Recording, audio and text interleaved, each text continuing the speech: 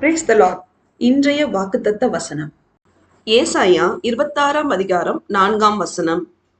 கர்த்தரை என்றென்றைக்கும் நம்புங்கள், கர்த்தராகிய யெகோவா நித்திய கன்மலையாய் இருக்கிறார்.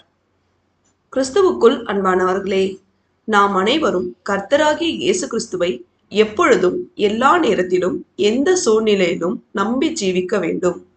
சர்வ சிருஷ்டிகரான கர்த்தராகிய யெகோவா என்னும் உன்னதமானவரே நமக்கு எல்லா நேரத்திலும் நிலையான கன்மலையாய் இருப்பார்.